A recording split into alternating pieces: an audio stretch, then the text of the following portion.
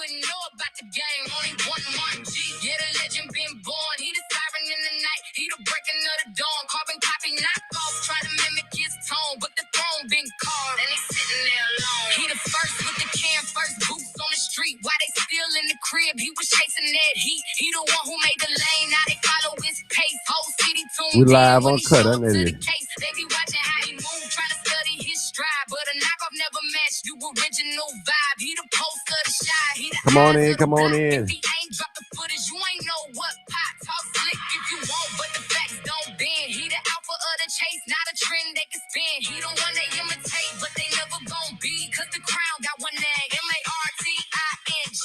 He the OG, baby, not a rumor, not a tale. Miss Jackson, how you doing? Even picked up a trail. He the map, he the compass, he the code, they recite. He the flash in the dark, he the truth in the night. When the scanner start buzzing, he already outside. While the rest still guessing, he already arrived. We're live on Cut Unedited. Brick by brick, no cap. Now they trying to wear shoes, but they feet don't match. He the heartbeat of the birds, he the post of the shot. If he ain't break the story, it ain't verified. He the one who lit the torch, now they running behind. But a copy never catch up to the mastermind. Big step for big pressure, yeah, he paid that road. Now they trying to chase crime with a second-hand mode. He the first, he the force, he the spark, he the flame. They be trying to chase clout, he be chasing the game. He the one who made the blueprint, showed them how to report.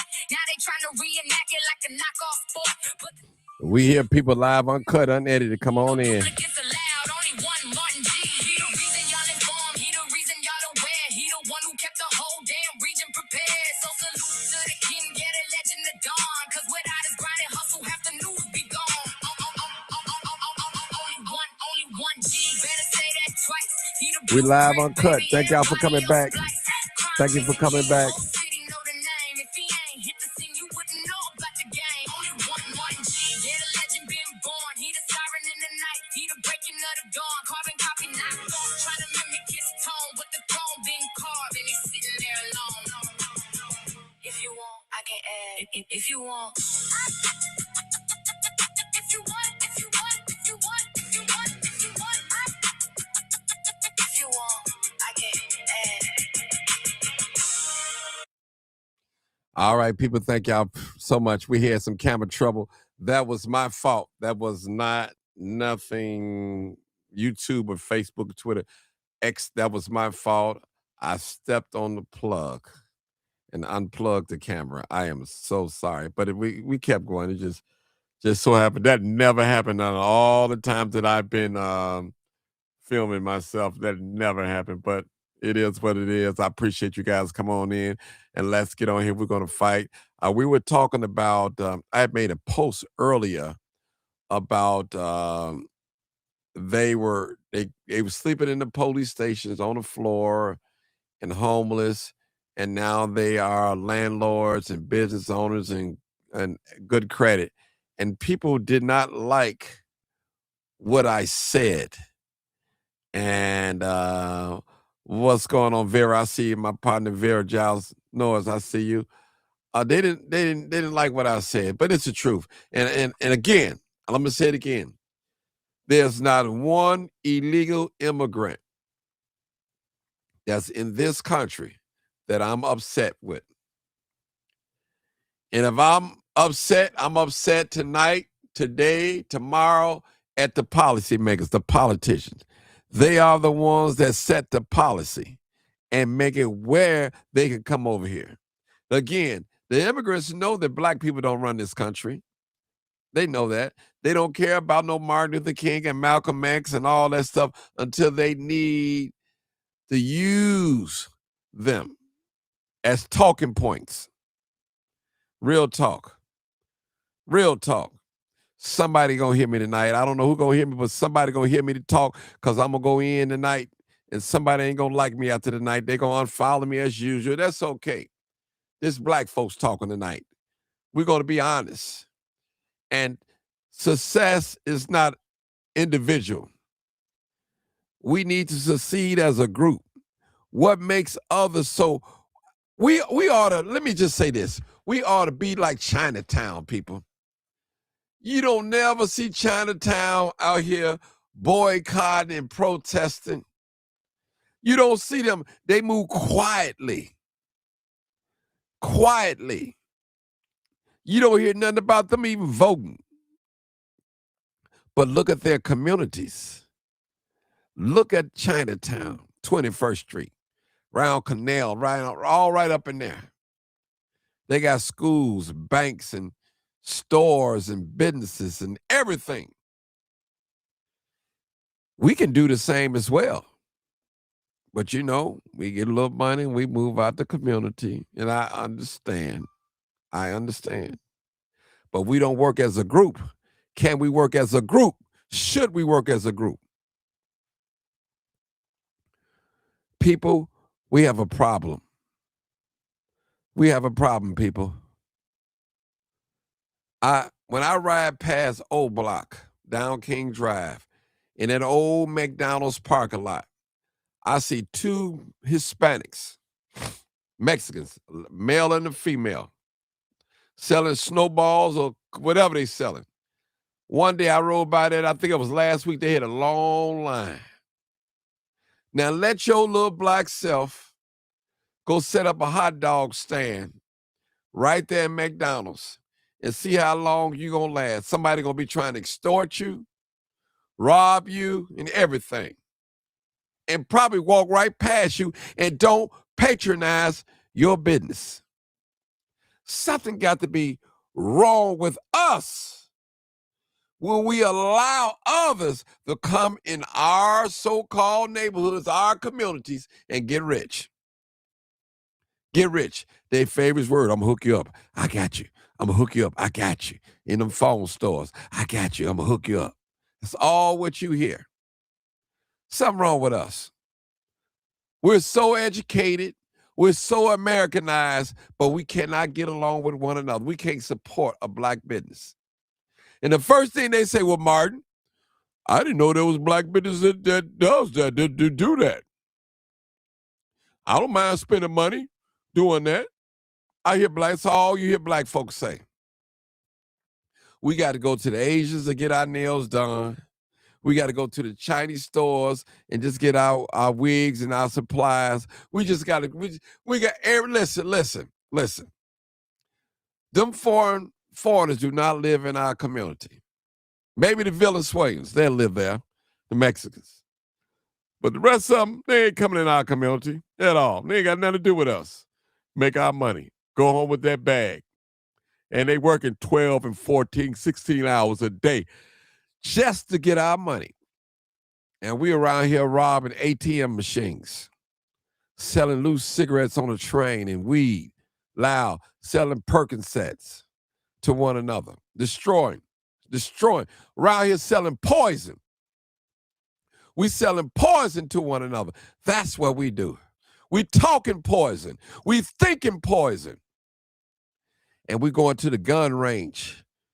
I'm going to kill him. Somebody look like me. I'm going to kill him. And I always say, if you go buy a gun, whether you buy it illegal or legally, and you got another black person in mind to use on another black person, they got you. You've been brainwashed. They got you. A little bit under the weather, but y'all bear with me. They got you. See, people, if black people can stick together for a righteous cause, now we can lecture slide together. We can line dance together. We can have these family reunions, these class reunions, and we can have all this stuff, neighborhood reunions, and we could do all that together. Car clubs, motorcycle club, but when it's time to get something together, do y'all see how these black folks crying about Walgreens closing in Chatham neighborhood? These are the same people that will not tell their sons and daughters stop stealing in Walgreens, Walmart. You won't tell them. You won't tell them.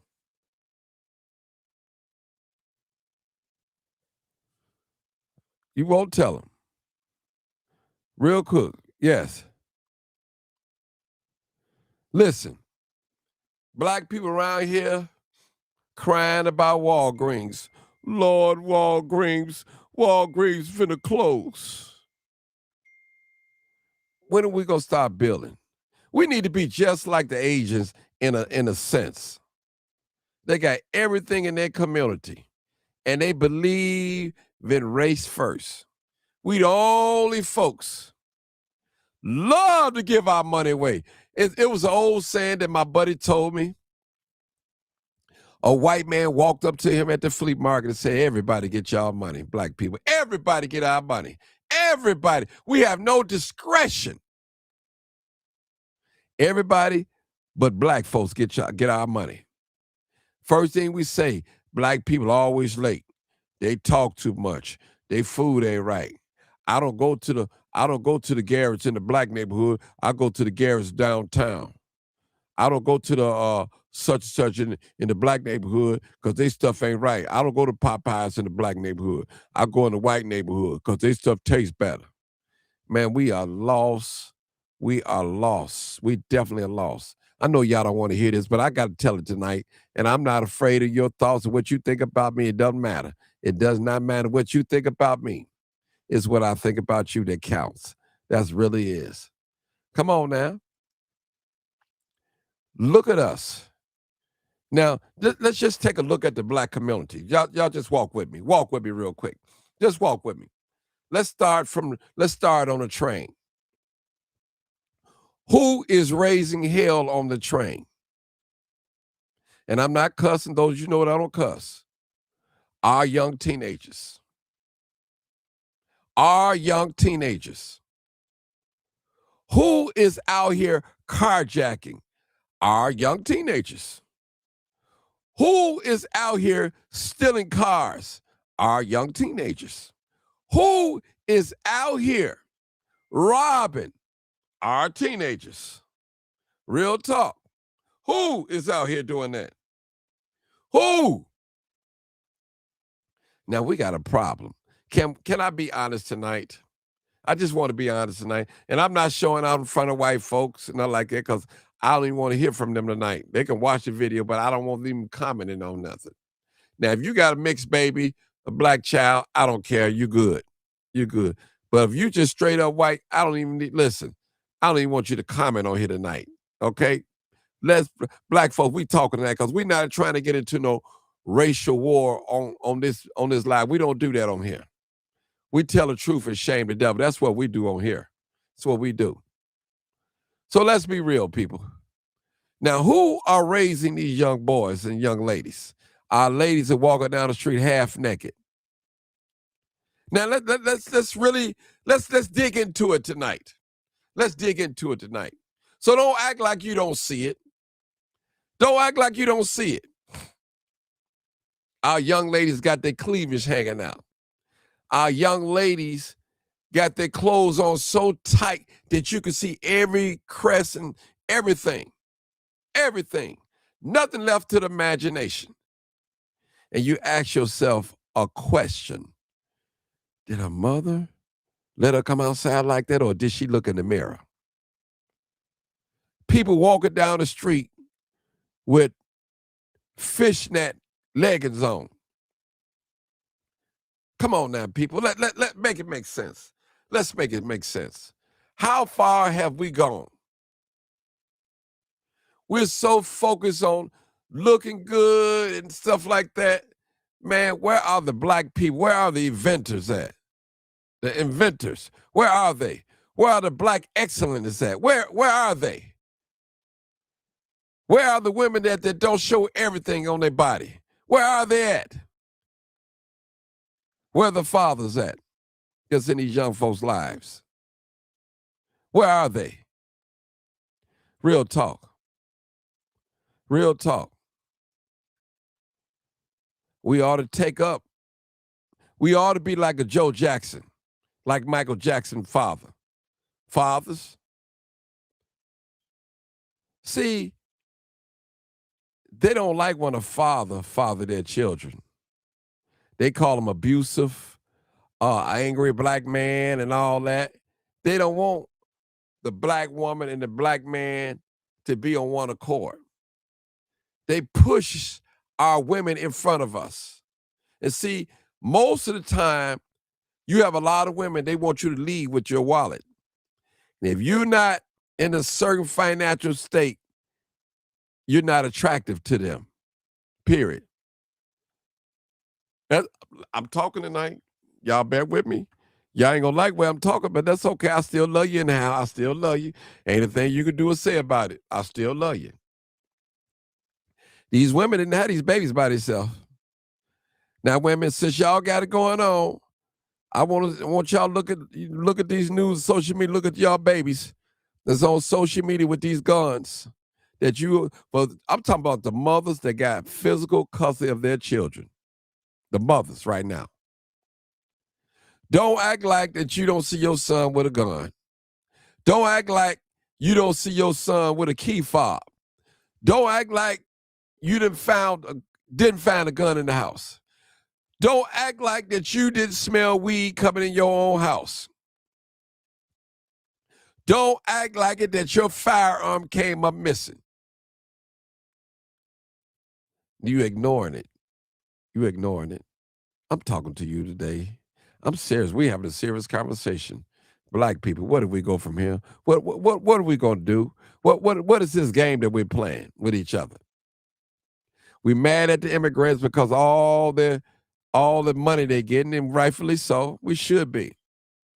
I'm mad about that. But people, y'all help me.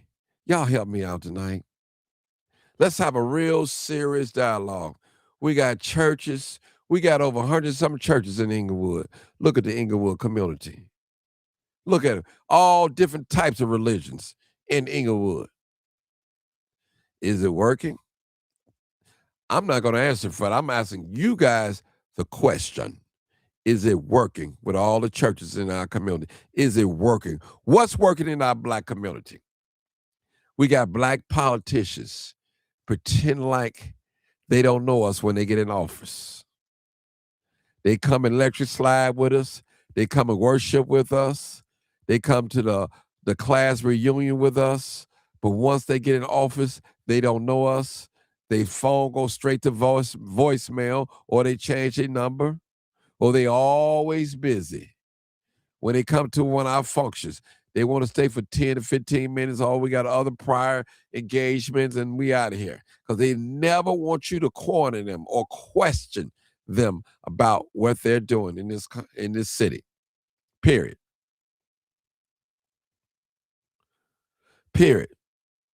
872-299-0808. 872-299-0808 or 872-297-6389. 872-297-6389. Call in. Be more than happy to have you. Yep. Call in. All right. That is the number, 872-299-0808 or 872-297-6389. Call in and talk to me. All right, we got a new caller. All right, I haven't heard from you. Man, where you been at? Merry Christmas. Happy New Year to you, bro. Where you been? All that, brother. I still been tuning in. Okay. I still been tuning in to you, brother. Well, come on, talk to us, man. I know. Let's talk to us. I've been on the road, man. But let me just say, to better ourselves as black people, it starts with how we treat one another, man. We just so jealous of one another, and there's a lot of hate amongst the younger generation. Now, from the older people hating the young people, and the younger people being rebellious to listen to the older people. I mean, so and that's where it starts at. Once we start loving each other, we'll start to work together a little bit more and start listening to each other and be able to work together as a unit. And that's my input on that part of it. So is it anything that Now, don't get me wrong. Let me just say this. I think I said it in the other. As individuals, such as yourself, you're doing great, man. You're a family man. You got a wife. You're doing great. But as a group, why can't we get nothing done as a group? As a group, that's my main concern. As a group, Well, As a group, we can't get anything done because we're pocket watching. There's a lot of pocket watching going on in the black community. Oh, this guy's doing this. He's better. He's doing better than me. So I'm in competition with him. You know, it's all a competition in the black community. So if we work together as a people and not so much worry about I in a situation and worry about the team in a situation, then it'll work out better for everybody. Okay.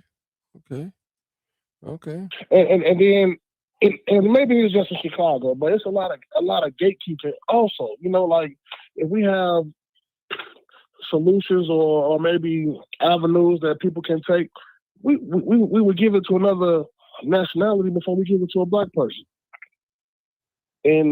or we withhold the information from them because we would hate to see that brother doing better than us. Mm-hmm. And that's crazy because you will see a lot more black people help. Okay, let me say this. I see a lot more black people give out dollars to homeless men that are white versus what I see given to a black man that's homeless. That's a statement in itself right there, man. Okay, beautiful. All right, let's go to Buck. Buck, well, come on, what you got for us, Buck? Man, oh man, where to start? Let me sit back, Buck. I'm listening. Go ahead. Go ahead. It's you know, I got a few years on you, but we basically in the same generation. I come up in a time where black people stuck together in the 60s, where we didn't have nothing. Your neighbor got your back, and I think this integration and all this, you know, even from the ADC stuff when they kept black men out the household. And they separate our families that way because when they had the civil rights marches, the black family was the strongest thing we had in America. And I believe that those powers that be learned that we can disrupt that and split us up. They can control our community. And we got such a division and such of a family, even your family, we would stick together on anything. We would all, if you didn't have it, everybody would sit in the same place. But, you know, everybody got to be better than the next person. You got to have more, bigger, and better than everybody that look like you. It's unfortunate we've been programmed and basically we've been brainwashed to believe as black people, we got to fight each other for the same thing. If you're on a job, everybody fighting each other for the same position. You'll screw over your brother, sister, tell on them to the white man to get a promotion, just to kiss ass for a job. These politicians we got is a joke. You got not Jesse, Jonathan. All these people, the black people, black faces, Democrats, whatever old timer like to call them, they all in office, they're in position where we didn't have these positions before, and nothing has changed. You go on the south and west side and look like a bomb been dropped over in our communities. They got TIF money in every community in Chicago, but yet we can't get nothing built. They crying about Walgreens with William Hall and everybody sit up there, Brandon Johnson and Jonathan Jackson. Everybody was in charge to put some laws in place to try to keep businesses in our community instead of worrying about crying to peel into a business. A business ain't got no obligation to stay in your community. If they not making no money, they gonna leave. And the first effect all, if we don't stick together, we got 1 million churches. On Sunday, everybody got God on Sunday, but through the week, nobody walk at that church. They see a brother or sister in need, they going to walk right by them because fear they going to be something they don't want to be bothered. That's how we are. We've been conditioned, indoctrinized, that's the word I want to say, since school and teach us the same way that you could take a black doll to a girl, a black and white doll, and they'll pick the white doll because we don't feel no love for ourselves. It's a shame. Where we have all this media, all this talent in our community, but yet we think we still don't have no value. You go in any store in our community, Arab, Indian, whatever, and you're going to do whatever to make to please them. Yes, sir, no sir, boss, Ben, but bow your knees to them. But if you go to a black business, you're not going to respect him. You're going to tell him he ain't doing you right or he's trying to take advantage of you. we don't get that kind of power because in America, when it was things like that, like Tulsa, Oklahoma, and Rosewood, Florida, when we had businesses in towns that was thriving, and they burned them down, burned us up, and now we don't even want to get together no more because we believe integration is the worst thing to probably ever happen to our community because we trust the same people that slaved, that murdered us, that raped us, that castrated us is going to be fair with us. And in some ways, people believe, I listened to a brother speak and said, we have the same God they got because we praying to be free and they praying to just keep us under. So it's unfortunate we don't even have common ideas where we as a people can sit back and say, listen, brother, all we is about chasing money. We get athletes, we get actresses, all these people, actors on TV, they do all that show and song and dance for the white man. But when they sit down to break bread, they don't want nothing to do with them. They still gonna put them in the back, go to the back door, and like people like when I seen interviews of Sammy Davis, all the great talent he had, and he still couldn't go in a restaurant but Nat King Cole couldn't go in the store, restaurant, a hotel they've been singing in. So we looking at a problem is looking at our people. Well, we got to find some inner peace within ourselves to have love for each other. Because right now, it ain't no answers. Ain't nobody can sit up here and say, we got to answer Democrat, Republican. That's the last thing you need. We got to find love with each other before we can find love with somebody else. So I'm going to sit back and let the next caller speak. But I'm here, I'm here. Just go ahead and speak. I might not like this next call. I think I recognize his voice. Hello? Yo, what's up, man? What's up, man? Man, what's up, man? It's Mohammed Jackson, man, a.k.a. Robotic Jones. Okay. And you know what? I respect everything you saying, man. I'm so tired of all this bullshit with fake-ass niggas. Hey. Watch your language a little bit, bro. Crazy. We on live, though. Watch your language a little bit. Okay, but go ahead. We not going to cuss on this segment. Okay, go ahead, hey, bro. Hey, man. You talking with one of the guys, man. Where the love at? That's all I want to ask everybody. That's a good question. That's a good question. Where the love at? Mm-hmm. Niggas don't understand how real this shit is. I'm sorry, brother. I didn't want to cuss on your segment, man. They don't understand how real this stuff is out here, man. Like, we can say what we want about the government or whatever, but we don't make ourselves better ever. How we gonna do this? How we gonna put it together? Well, like, what are we working on? What are we trying to create to make everything better for us as black men? Mm-hmm. You feel me? Yeah. We can complain all day. You know what I'm saying? Like, we be making complaints and stuff, but it comes down to us making a change. And ain't nobody making no differences because everybody want to be the smartest black man on earth. But everybody dumb as hell. Let me ask you a quick question. Yeah. Let me ask you a question, my brother. What's up, brother? How can we win as a group? Now, individual, a lot of us are successful. We established in life. We got our careers going. We got homes, cars, and our profession. But as a group, how can we move together as a group and get something done? That's my main focus tonight. Group economics. My thing is, man, this is the one thing about group economics, and this is what I want young black men to understand, or any black person to understand. When you see a group of Mexicans together, they in a truck with a trailer on the back with weed whackers, lawnmowers, and everything. When you see a group of black men in a car, they don't have none of that. They're not going to get no money. They're going to do some dumb stuff. I want to say something else, but it's like they going to do something else. So what are we doing as a society and as a black people to understand that they beating us out, and everybody's going to beat us out if they smarter than us, and they understand the struggle because we didn't struggle, but our generation didn't struggle earlier. We struggled early. We didn't struggle now. You feel me? Mm-hmm. We didn't struggle now. So if you got Mexicans in a damn truck riding around going to make money, but you got black men in a car with masks on going to rob somebody, it don't make sense. It don't add up. So it's us as a people Okay. All right, let me go to the next caller, my So brother. I'm trying to figure this out. That's why. Because if you got a group of Mexicans that, I understand how this shit go. I mean, how the stuff go. I'm sorry for the, I'm trying not to cuss. But it's like, you know what I'm saying? Like, what's the problem with black men not understanding and taking accountability for understanding we ain't doing what we supposed to do? It's kind of easy. Okay. All right, let me go to the next caller, my brother. Brother Bill. Hey, Brother Bill, go ahead. Hey, Martin. Glad to be on the show. I think to move forward is we have to identify and make being black, being foundational, being ADOS, whatever you want to call it.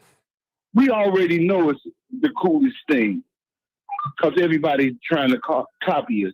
That's the start to identify with each other, to teach love. We got people in media like yourself that's been told us what the problem is. We didn't collectively came together and see what's going on. Don't put identifying as a Democrat,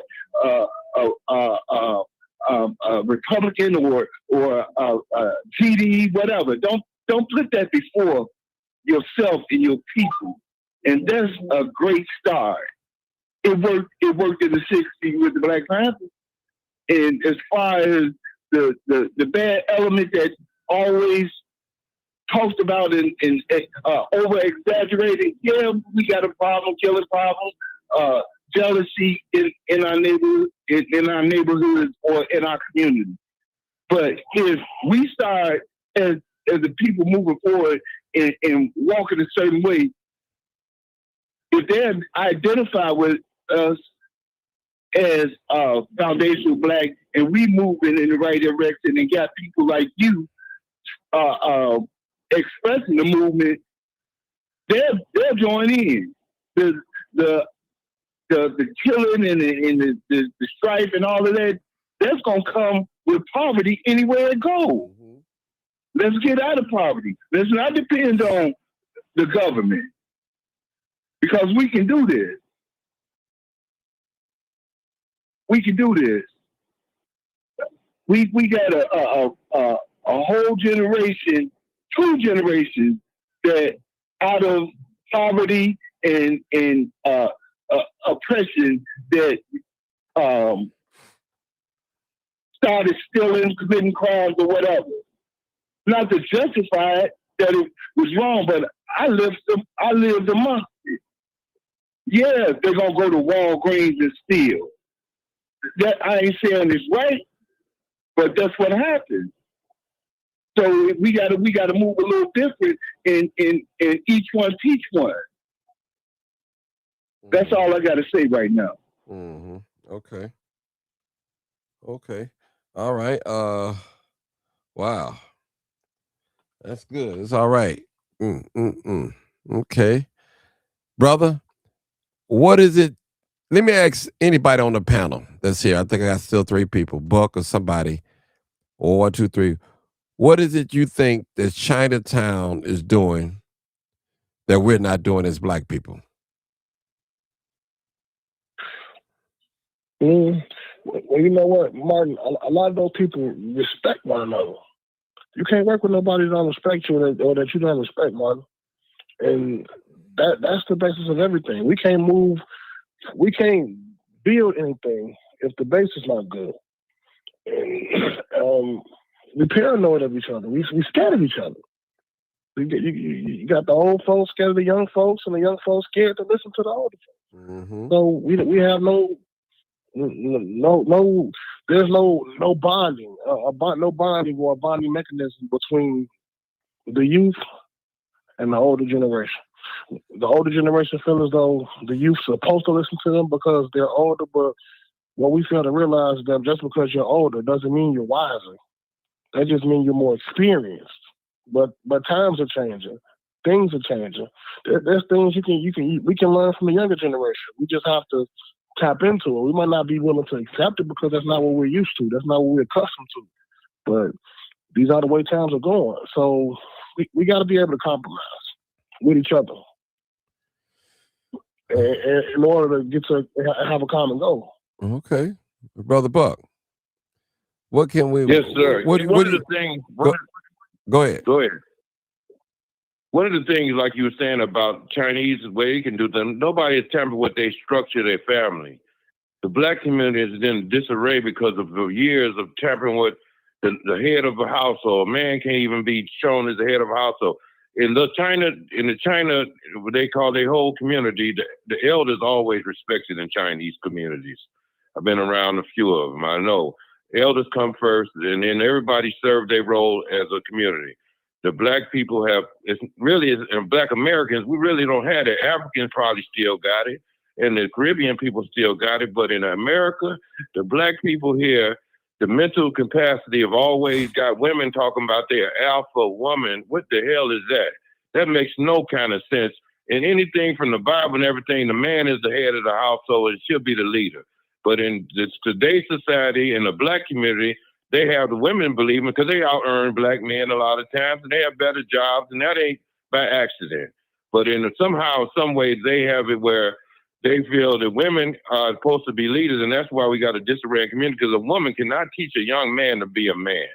That is impossible. You got single mothers who's afraid of their own sons. When they get to a certain point, oh, baby, this and that.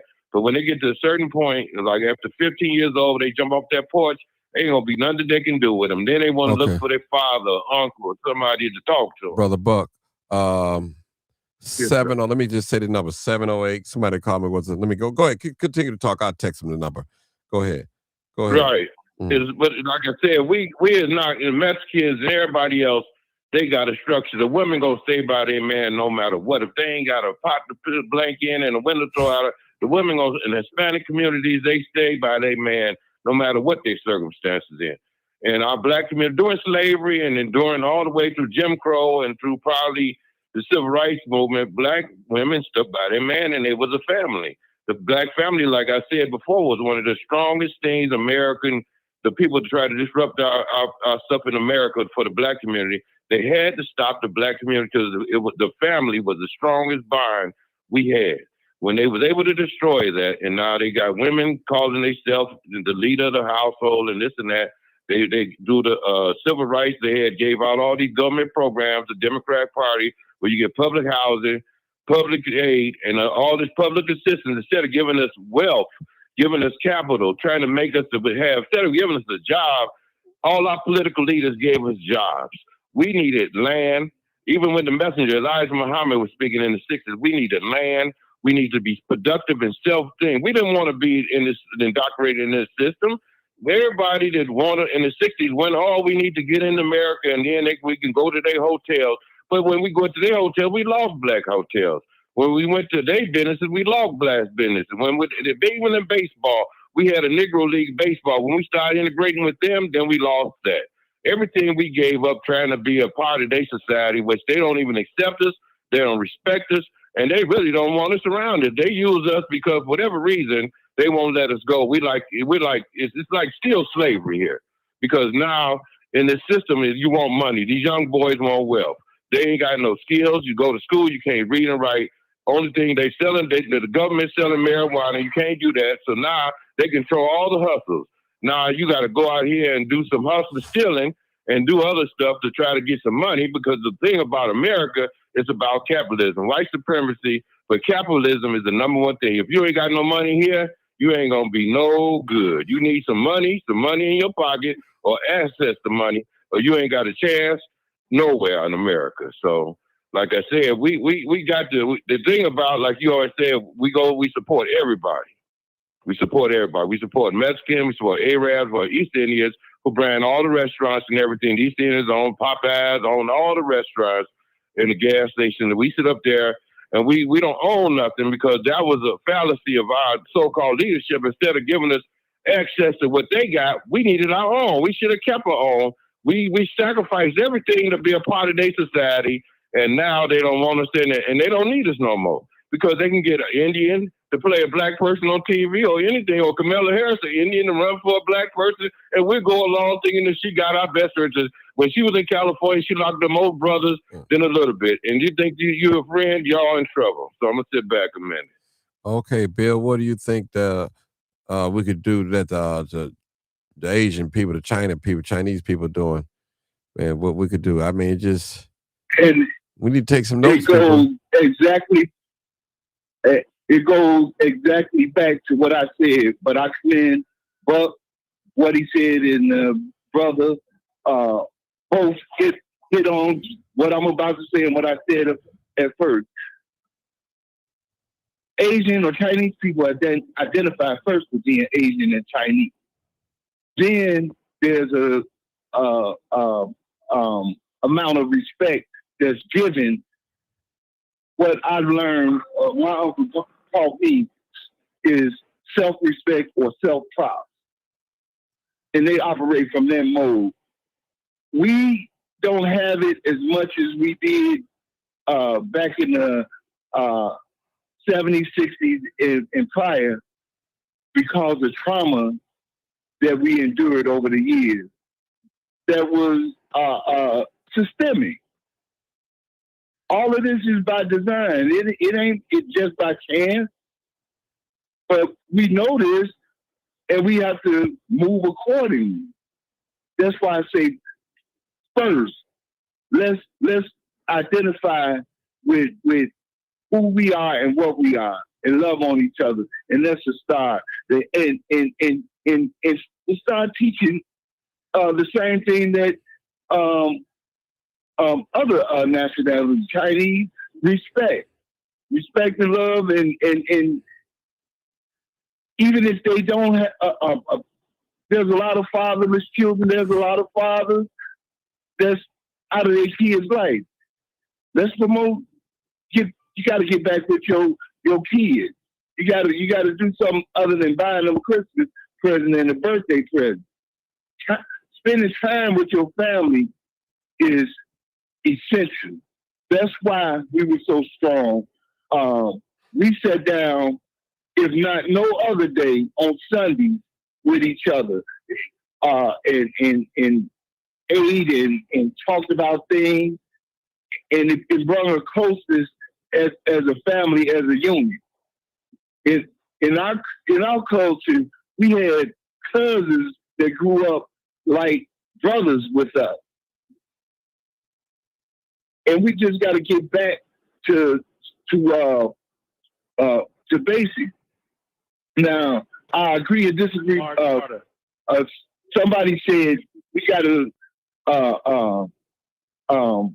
take notes from these youngins. We can listen to them just like we listen to the school system and everybody else, and none of what they did worked. We got to go back to basics of what we know works and stand on it. Don't waver. And if we move in that way, I believe in my heart of hearts, God looking down on everything that has happened, and a lot has been revealed and unfolded as I speak right now. That's all I got to say. Go ahead, Mark. Yeah, hello? Yeah, go ahead. Martin, you hear me? Yes, sir. Loud and clear. Go ahead, my brother. The floor is yours. Go ahead. What's going on, man? So the part that I've heard, right? Look, there's nothing wrong with our young people. There's nothing wrong with us, and I say that because we have a lot of older people who can tell you what's wrong with kids, but won't tell you what's wrong with the older generation. The kids crazy, that means we're crazy. They learned it from us, right? And then when it comes to Walgreens and them talking about Walgreens stealing, they're stealing wages, they're selling dope. You know what I'm saying? All that. Walgreens in the business of selling dope. And when they can't sell dope, they leave. So they lost their dope sales money. But, you know, black people don't look at Walgreens as a dope dealer, but that's exactly what they are. They're dope dealers. And they come in, get tip money and all this stuff, and then they leave. And so then our people need to stop crying about Walgreens. Grow up. Start your own Walgreens. We don't need them to stay in our neighborhoods and run all our stores and run all our money. Mm-hmm. And to the men, if you ain't gonna set them and be men, shut your ass up. Don't tell the boy to pull his pants up. You scared to put your pants on. You know what I mean? And so I find nothing wrong with the young people that I don't find wrong with us as a older generation. We the middle-aged generation. We the mothers and fathers of today of these children. And if we don't get it right, then how the hell they gonna get it right? How they gonna know some stuff that we ain't taught them? How we gonna hold them accountable but don't hold the men mainly accountable? So this is about us building our communities up and building our young people along with it. They got every right to not respect us, listen to us. What are we doing that demands of respect and that they should have to listen to? The women teaching the girls to be hoes, and the men teaching the boys to be niggas. So what do they have to respect? You're not teaching them to respect.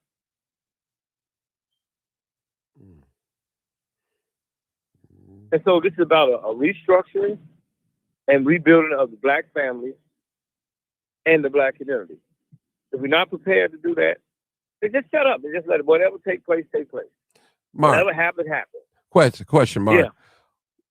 What do you think that we're not doing that the Asian people doing in Chinatown? Look at their economics and all that. I'm not here to compare us to some other group. Okay. You know what I mean? I'm not here to compare us to some group that came here eating off the backs of slavery. All these groups, man, they came after slavery.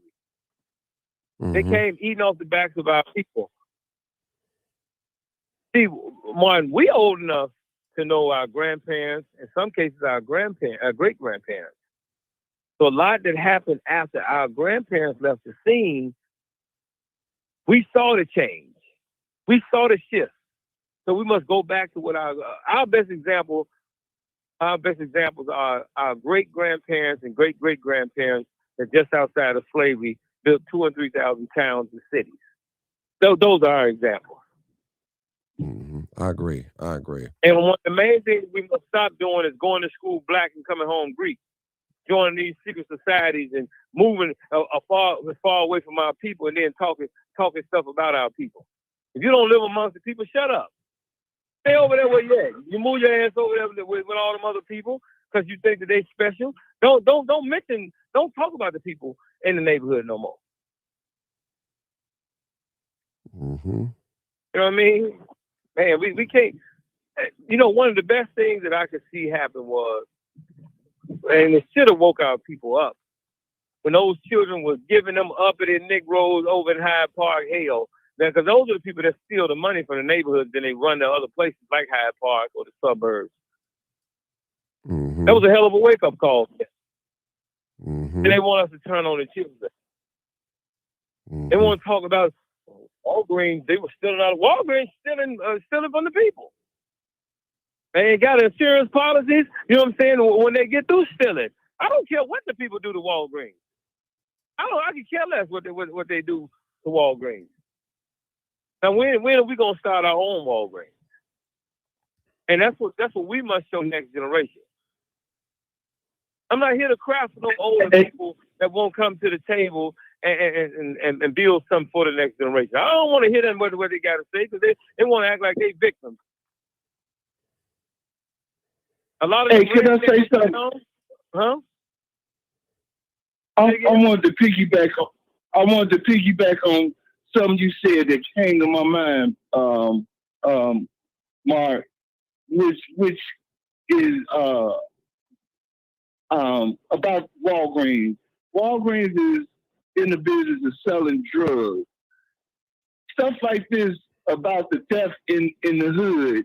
I'm not saying it don't happen. It does. But how can Walgreens lose in the drug business when they overpricing the drugs? It's locked up behind the counter. Half of the products pertaining to aspirin on up is locked up. So people stealing teddy bears or whatever. What's left out cannot make them lose from the profits behind those counters. Impossible. So if that's being put out by the news, Legacy News, that's what they want you to believe. They want you to believe Mark is 100% right. No, they want you to turn on yourself without speaking on them. They don't play a role in stabilizing and building those communities where they suck the lifeblood out of, where they steal through price gouging and wage theft and all those things. So I call it giving back. You know what I'm saying? Man, look, when you don't watch the people be poor and take their money and you ain't helping build a community, and then whatever happened. Hey, man, that's on them. That's on them. I'm glad that you caught on to the part where I just said. And see, when we were children, they weren't just simply called Walgreens. They were called drug stores. Because they sell drugs. And they took it. Rexall. Huh? Rexall. Yeah. Rexall on one side, and then they had drugstore on the other side of the wall, right? And so this is about us redeveloping and rebuilding our people and our communities. I don't want to hear from no Black Greeks and no Masons tell me nothing. Don't tell me nothing. You down there smiling in their face, part of all this stuff, you politicians, the pastors, these nonprofits, what y'all, they're not just regular Black people, they just like them Africans. When you see them Africans or them other immigrants and stuff. They just look like us. But a lot of them are not us because they're part of these groups that set them apart of our people.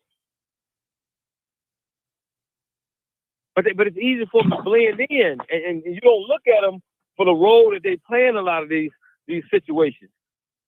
These social engineers. The social engineers are worse than the dope dealers and gangbangers.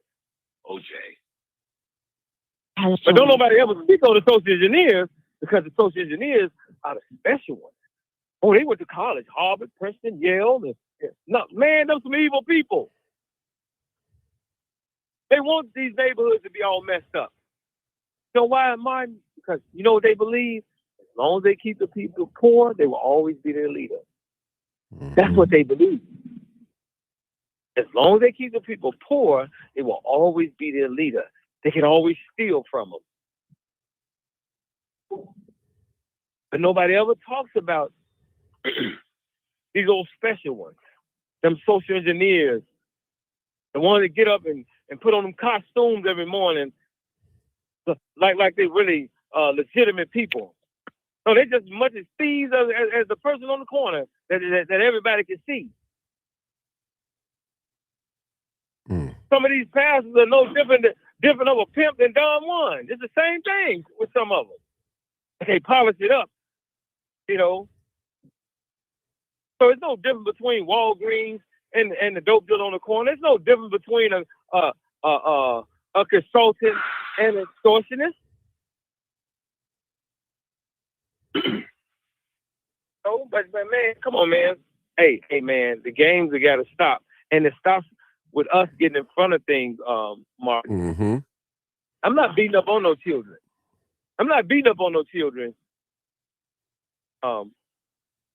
That we ain't willing to help change their lives, and these children frustrated. So they've been around a bunch of old fools in their family and their neighborhoods. Who you think they got the nigger mentality from? Who you think these girls learn all this whole shit from? The whole ass women in their family and in their neighborhood. The nigga ass men.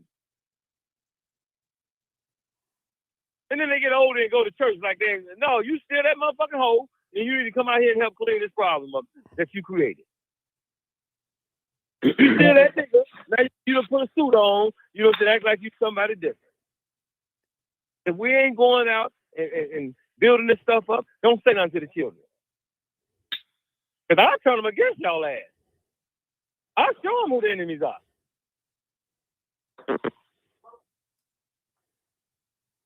Let me say this last part right here. A lot of these children act out in negative manners because they know a lot of grown black people hate them. They know they feel hate. They don't know how to recognize hate. They hate these kids, and the kids got every right to hate their ass. They throw a rock and hide their hand like they ain't did nothing wrong. Man, get out of here. Okay. Okay, who's that want to say something? OJ, you next. Hold on. Who did that want to say something real quick? That was me. Okay, go ahead, because I got another caller. Go ahead real quick. 1, 2, 3. Go ahead. I just wanted to say, to piggyback on what the gentleman said about going back to the basics, the difference is back in the day, the cost of living was a little bit cheaper. So you were able to have a 2-parent household or maybe a 1-parent household to raise these kids, to kind of instill some morals and values and certain things into them. Now, with gas being so high and everything skyrocketing through the roof, all you can do is work. So you don't even really have time to even pertain to your household, so to train your kids and know what's going on in their everyday life. And that's kind of one of the differences I want to point out. And that plays a part in what's going on in today's with the black community also. So go ahead. Okay, OJ, go ahead, OJ. Greetings, everyone. I speak solely for myself and my own experience. However, I do agree with a lot of stuff everyone was saying tonight. Let me see, where do I start? Home. Home is where children learn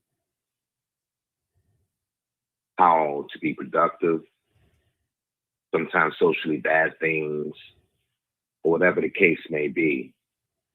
Our parents need to be a little bit more responsible. Our parents need to be a little bit more in their children's life. I have a friend of mine who's a very good friend of mine. He is a school teacher, assistant principal at a school right there in Chicago, high school, by the way, very popular. And he told me, he was going through a little bit of something in his life with his children. Not saying they were bad kids, they were good kids. But sometimes the parent will turn on the other parent because they're a little bit harder than what the other parent is doing. Case in example, I don't let things go on in my house when I see something's wrong. I stop it right there on the spot. You're not going to bully this person because they're older or younger or weaker. You're going to treat the same person with respect, or we're going to have a huge problem. You like all your little bitty amenities, all the little things we bought for you, your little computers, your little phone, and all. I'll take all that stuff away and break it in front of you with a hammer. I bought it. I will break it. Leaving that situation to say this. Our laws need to change a little bit. Now, this may be a little hard for a lot of people. And some people are going to disagree with me and probably beat me up on this show, but please forgive me. It's just my own opinion. I think that the laws need to be a little bit more stiff on parents. You have a certain responsibility when you lay down with somebody. You have a bigger responsibility when you do it without protection. You have to have a plan. It's not about sex. I mean, anybody can go get sex anytime you want to do it, but there's a certain responsibility that comes behind that, especially having unprotected sex, along with being a drug addict or whatever else you're into. The laws have to change where they need to be a little bit more stricter on the parent. We had curfew back in the day. We had policemen and firemen used to come to the school and educate us and things of that nature. Where back in the day when the milk was being delivered to the house, whatever the case may be, those times have changed. We need to calibrate ourselves now to what's current. Mm-hmm. Well, still the old value matters because those are the basic essentials that children understand. Because if you don't teach them at home, I swear to you, they get out there, they're going to learn some stuff you don't want them to know, don't want them to be involved in. I heard some people say something about Walgreens. I used to work for that place. Terrible place to work for. I enjoyed it because I made good money, but I put my life on the line every time I went to work. Worked in the liquor department when they were selling liquor back in the day before they stopped and then started reselling. But anyway, was working at the world's, I want to say it was the world's busiest Walgreens on Dearborn Division. And my job was to work in the liquor department, but I had another job where we would stop people from stealing. And I got tired of that because majority of the people that were stealing were coming from Green. These people have to eat too. I'm Black. I remember coming up. I know. Mark. I'm gonna turn my head. Yes, sir. Has joined. No, somebody else joined. Okay, go ahead. I'm gonna turn my head. If I see a lady put a loaf of bread in her, I'm gonna turn my damn head, bro. But I jumped in a situation where my boss was fighting with a Black dude because he stole a lot of liquor. And I got hit in the head with a bottle from my manager trying to hit this other guy. That right there told me something about who I am as a man. I'm giving myself up to protect the store that ain't gonna protect me. Mm-hmm. I thought, come on, finish it up, buddy. Helping this man, finish it yes, up. Sir. Oh, go ahead. Mm-hmm. Yes, sir. He was getting beat up, and I thought jumping in and this and that would help, and it didn't. Lastly, I chose to move out of Chicago for a better life. At least I thought was a better life, and it turned out to be a better life for me. It was my choice because I didn't want to raise my children in an area that may draw them into the inner city, which caused all these different things that we see nowadays. And I'm going to land the plane there, Martin. Okay, thank Everything you. is all as well. Okay, next caller. Go ahead, Marcus. Yeah, Martin, I came in late, so I believe you all are talking about the kids, right? Yeah. I think that one of the main problems that's missing is that you have some parents, not all. Let me say that before I go into what I'm gonna say. You have some parents who hate their kids but don't love their kids. They don't show any type of love or affection in any form of way. They're probably yelling at them, calling them names, or expecting them to be more than what they could be, or want them to be what they want. What they wanted to be, they trying to live out their dreams through their kids, and their kids may not want to be that. That may not be their calling. I think one of the other reasons is that a lot of people are going to disagree with me on this, but back in the day, Black people were into the church too. They were in the church regardless of what the preachers was doing. They had their families in church. They had them studying that word, and they tried to live their lives by that word. But another thing is, some of these kids, they can have everything they need. It's the environment that they're being raised in. I grew up in Inglewood, but because I had a caring mother, because people blame single mothers a lot for being single mothers, but what do you do when the fathers walk out? Not all fathers are walking out because they're trying to find a better job to better the family. Not all fathers are walking away because the mother ran them away. It's because they couldn't control their desires of the flesh. So what do? You raise your son. I grew up in Inglewood, and my mother taught me to think for myself when she wasn't around. And I knew right from wrong. And I didn't want to be a part of that environment. But there are some things you can't help. That you're growing up in that environment. You got people who have low self-esteem about themselves, and it will affect you because they will make fun of you, chase you down, beat you down, make you feel like you're less of a person. And you'll begin to think, wait a minute, is there something I'm doing wrong? Mm-hmm. And then you end up in that environment. Hey, some kids get caught up in that environment. Marcus, hold on one second. Mr. Anonymous Call, I need you to hang up and call back with your number, Sean. You got my number. I should have yours. Just to let you know that because we're not accepting no anonymous calls. So I appreciate you calling in, but we'd like to see your number. All right? Thank you. Okay. All right. Go ahead, Marcus. So, you growing up in an environment, the best way I can put it like this, can a rose grow in a garden full of weeds? We all know, scientifically speaking, no, weeds will choke the life out of a rose.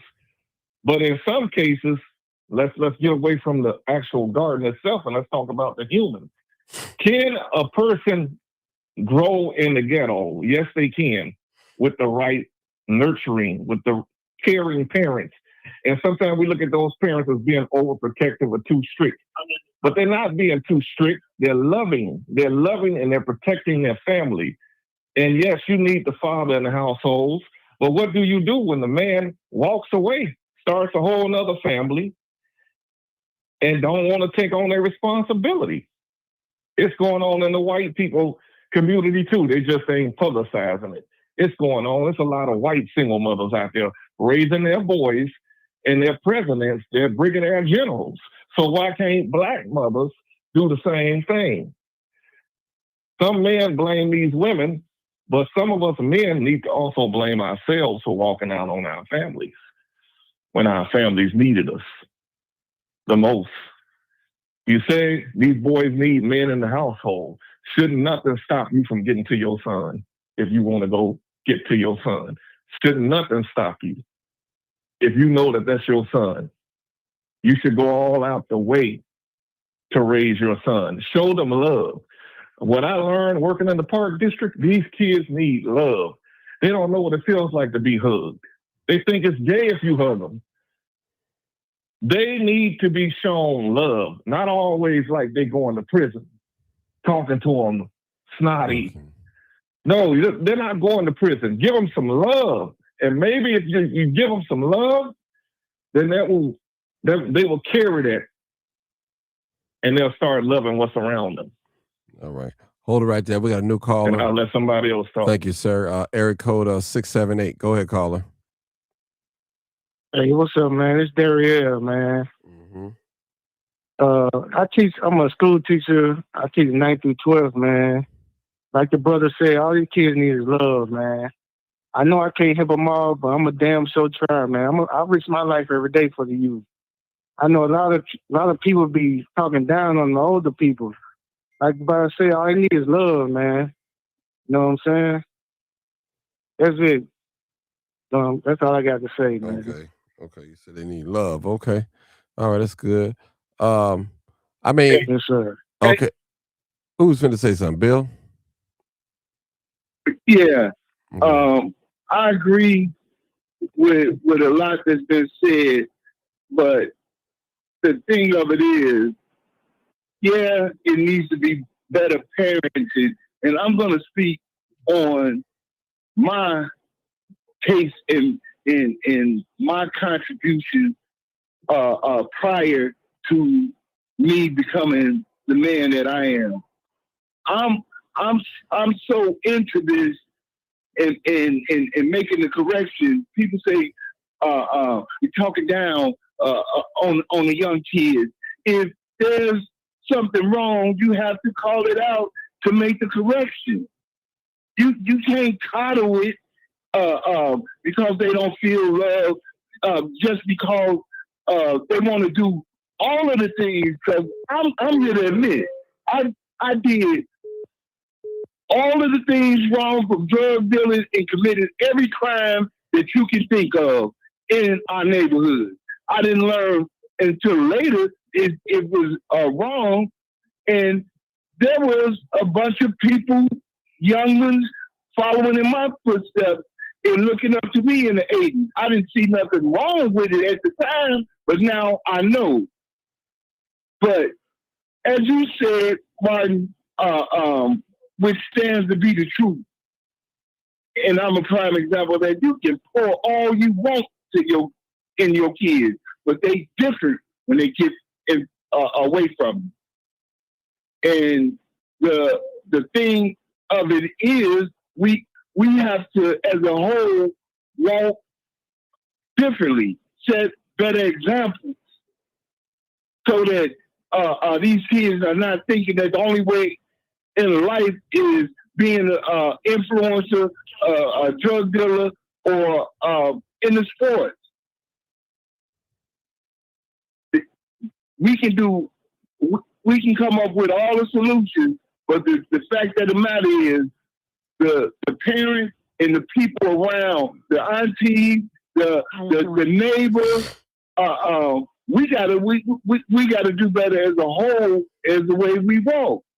It was a time in the 60s, and if Buck is on here, he can verify this, and I hope he is.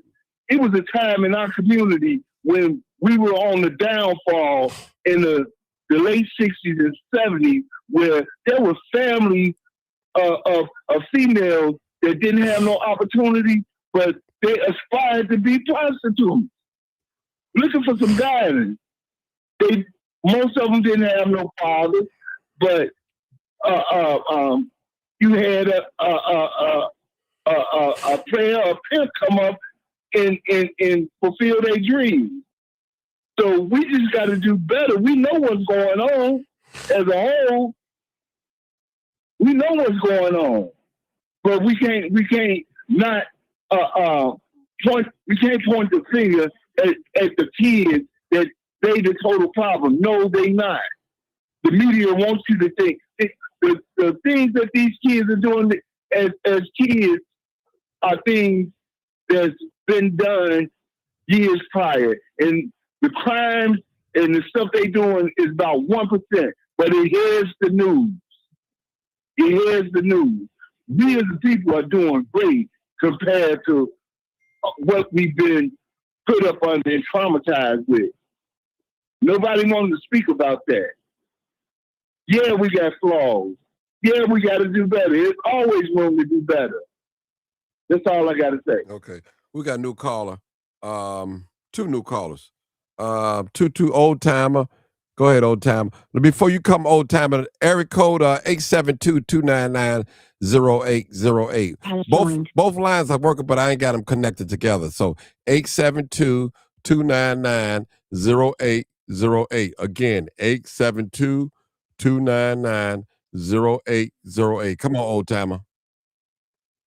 Yeah, well, I enjoyed it. Enjoying everything I hear, and we kind of. It's just a situation that is go along. The world is changing, and the world is progressing.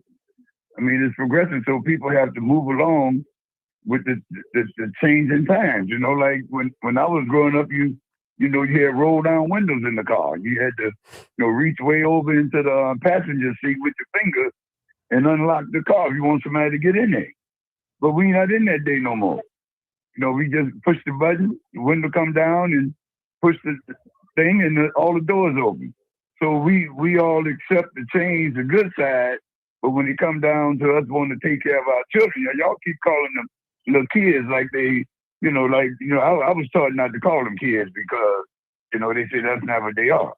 But, when you have children, it's not like a father don't know that he have a child. And he know this every day. He knows when you lay down with a female, man, right off the bat, you start wondering if that woman's pregnant. Right off the bat.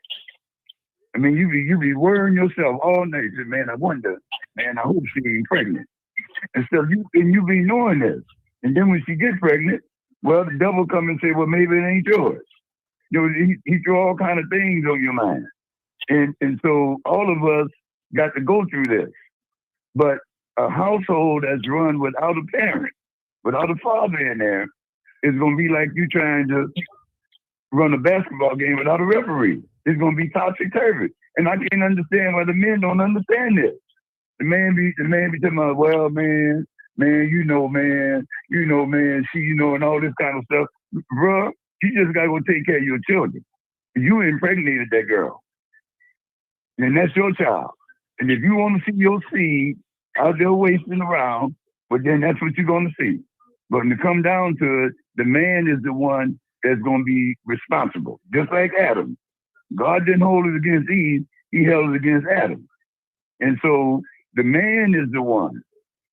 I told you, brother, you got 100 hens out there on the yard. If you don't put no rooster out there, you ain't going to get no chicken. So, brother, when you lay down and that woman is pregnant, that's your seed. That's a replica of you running around out there unguarded. And the brothers don't want to work 2 jobs. They want to run with their homie. They want to run with their buddy. They don't want to work second shift because they want to be all out with their boys out on this street and that street. They want to walk around with an undershirt on and don't want to put no shirt on, don't want to be decent. Man, that time is over with. And you just got to tell people, bro, when you was in high school, yeah, you had a little time to do your thing. But once you graduate from high school, man, you got to put away the marbles, man, and pick up the tools and go to work. I be hearing people be tricking us. The white people be tricking us about, the black people are God's people. Yeah, y'all gonna be surprised. Jesus, the man had hair like sheep wool, and his feet was like grass. All that sound good, but if you ain't got no job to go to in the morning, what good that gonna do you? I don't care what you care about tomorrow. I'm God's child, and I ain't got no job to go to in the morning. That ain't gonna help me. So that man telling us about, see, they treating us bad because, see, we God's people. And man, you better go to Wendy's. I better go to McDonald's. Old timer, what are you talking about? I'm talking about responsibility, brother. I'm talking about you taking care of your responsibility. That's all I'm saying. It's the man's job to take care and raise. My father stopped going to school in the 3rd grade. In the 3rd grade, he told me, he said, son, I used to carry my food, my lunch in the pail going to school. The bus used to pass by and splash water on us because we had to walk to school. He went to school in he stopped going to school in the 3rd grade. But he sent all his children to a private school, and he sent all of them to college because he was working more than one job. He was working and he was raising his children. I'm telling you this as an eyewitness to my own self. I ain't talking about from what nobody else. I got 5 children. And I was here from day one. I was here from day one with every last one of them until they left this house. Day one, never left. And I worked overtime. I worked 16 hours a day. I worked 12 hours a day. I worked 47 years in one job. Now, ain't nobody gonna tell me nothing about no working, brother, because I did it my own self. And I'm saying to a brother, you got to go to work in the morning.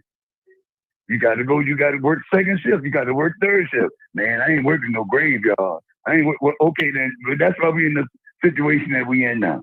We got to check off all of the boxes, brother. Okay. Everything that's afforded to us, we got to check it off, and we got to go out there and get it, because ain't nobody gonna give us nothing. It ain't gonna happen. And we keep on waiting around for something to happen, and it ain't gonna happen. And girls out there, yeah, you're gonna get them pregnant. Yeah, you're gonna be going with them.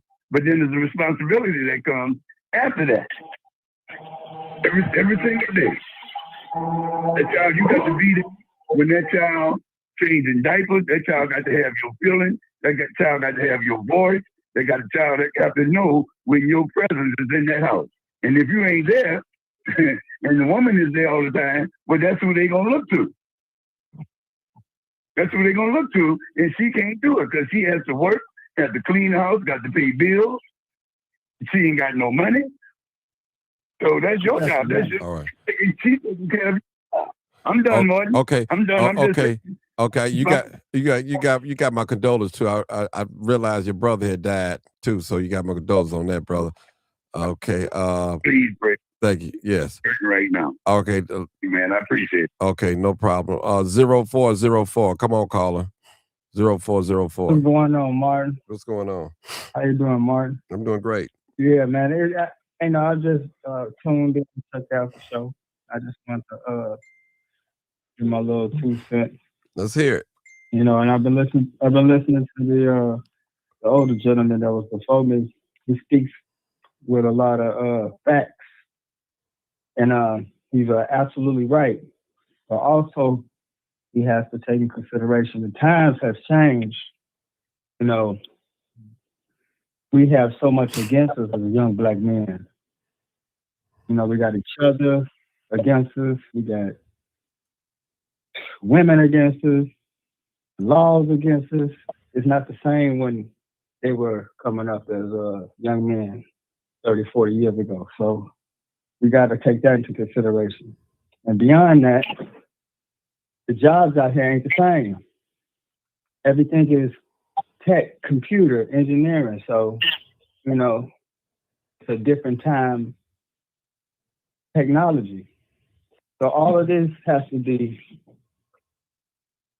just calculated when we're talking about raising and how the time has changed for us to be men and everything.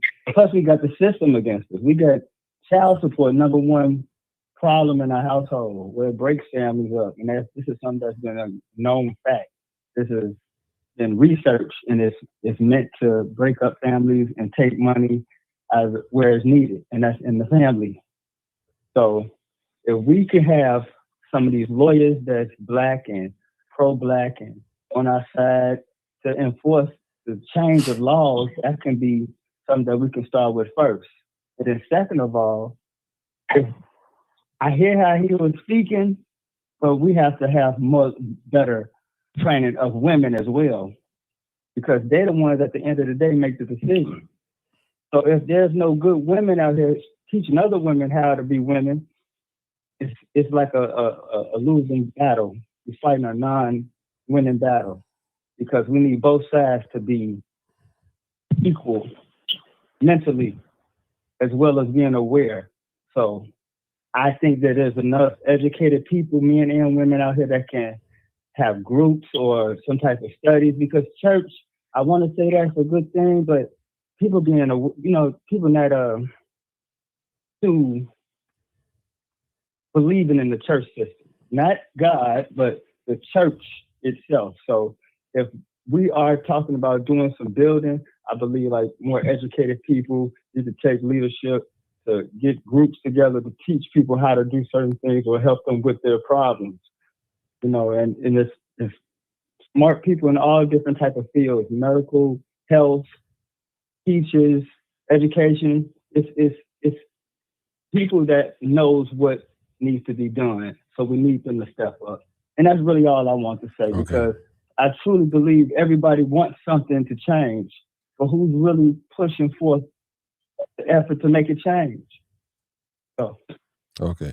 Let me, I want to say something. I'll listen to all of you guys, and some I agree, some I probably don't agree, but Old Timer made some good points today, and I want to sum it up with him, what he said. America is built on labor, people. If you don't have a skill, you're in trouble. You got to have a skill. You have to. Even the educated people still got to go out there and labor. Even the computer science person that study computer information, you still got to get in front of a computer. So it's labor, labor, labor. That's what America was built on, people. Labor, slave labor. Now, I often hear all of us say, we built this country. But now, what are we doing? What are we doing? We talking about the past, and we should, but we got to live right now in the future. We can't forget the past, but we got to make it better for our young people. Our young people are watching us. Mark said it. How we going to tell them to pull their pants up and we ain't even got our pants on? You know, we got to put our pants on in order to tell them to pull their pants up. And respect goes both ways. Now, we live in we ain't in the 60s now. We're not in the 70s, the 80s, or the 90s. We're in the 2000s. Now, some things that worked back in the 60s probably could work right now in the 2000s, and we probably need to take up on it. But we live in a day and age where people don't sit at the family dinner table. Everybody get their plate and they go their own directions. Somebody sit in the front room and watch TV, eating their food. Somebody go in their room.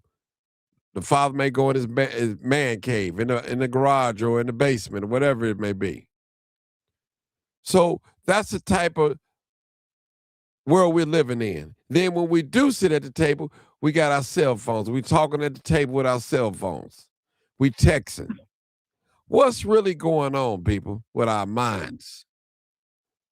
We supposed to be so smart, so intelligent, so spiritual, so holy, so everything. But we can't get it together for some reason. Again, someone else can come in our neighborhood. They can't read the language, can't write the language, can't speak it well, but guess what? They know enough knowledge to get our money. Why can't we do that? We so smart. We so smart. We so smart. Our women are so dominant that they think they make more money than men. No, that's not true. I know they told y'all, but that's not really true.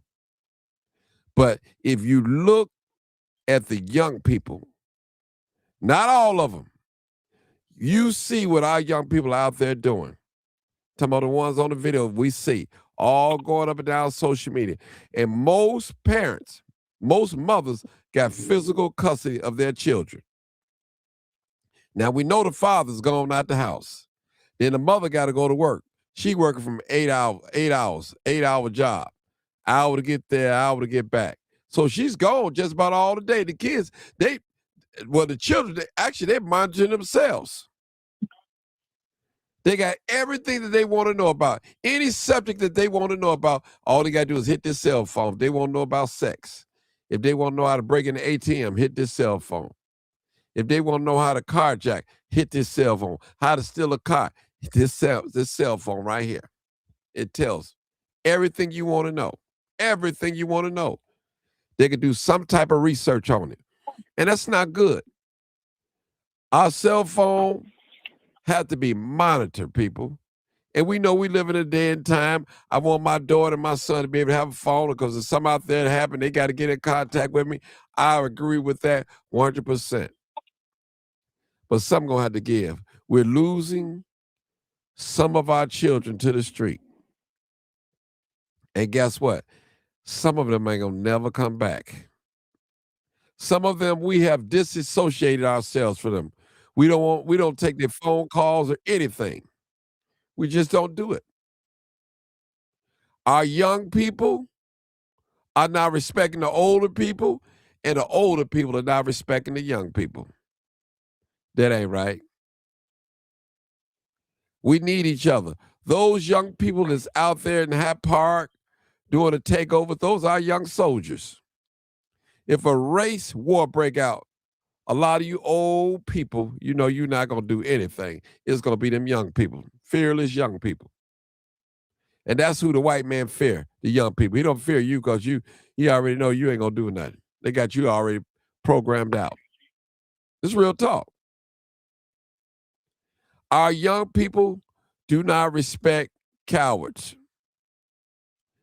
When I used to be in a protest market witness that, they'll tell you, we're not our parents. And I said that our parents were all cowards. They fought back. The history books just don't say it. When you can control the images and the history books, you can make yourself look good in the history. But old timer is right. If you're not willing to go to work, there's only one thing else left. You're going to be out there hustling, stealing, robbing. That's it. Now, how long do you think you can continue to carjack? How long do you think you could continue to sell drugs or scam and not get caught? Eventually, you'll get caught if you waddle in it too long. That's go for anybody. You get warning after warning after warning. It's like a woman that's going out there having unprotected sex. Eventually, she's going to wind up getting pregnant. Eventually, it's like a man that's going out there having sex and not covering up. He's going to get somebody's pregnant. That's what's going to happen. Exactly what's going to happen. So we have to be careful, people, how we do things, what we say to our young people. It's real out there. We're being replaced, people. We see it unfold before our eyes. Only thing that we holding on, we built this country. Rightfully so. Mayor Green. Yeah. Has joined. Oh, okay. I got Mr. Jamal Green on there. All right, go ahead, Jamal. Talk to me, Martin Crime Chaser. All right. You know man? You know that's me, don't you? Listen to this, Jay. Yeah. It's only one.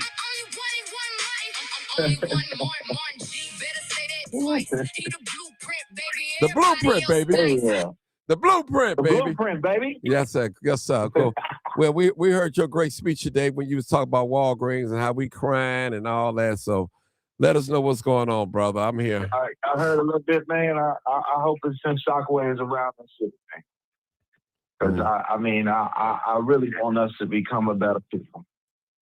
Mm-hmm. And if we don't truly start to tackle, we really can be the Mecca for the whole country to see how Black people can get their communities together. And that's going to be, we're going to have to really tackle our cultural issues, Crime Chaser. I mean, when I said the definition of revolution is love, that's what it means. We can't get to the finish line without love.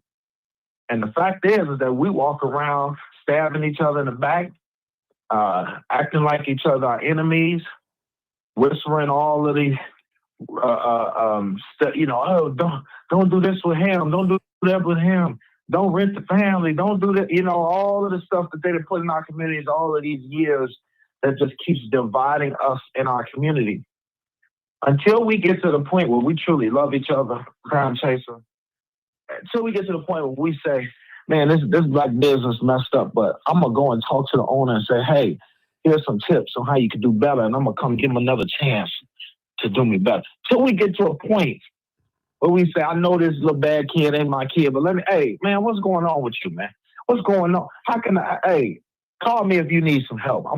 Being a mentor, like we have to get to building the village, Crime Chaser. And that is the only way we're going to be able to really pool our money and have the economic power that we need. And I just want to see that, man. It breaks my heart to see where we are as a people. Once the migrants owning all the stores in the neighborhood, Crime Chaser, maybe people would get it after that. Maybe it might be too late then. Might be too late then. They're going to be your landlords. Yeah. They're going to be owning the business. Yes, you're going to be paying your rent to them.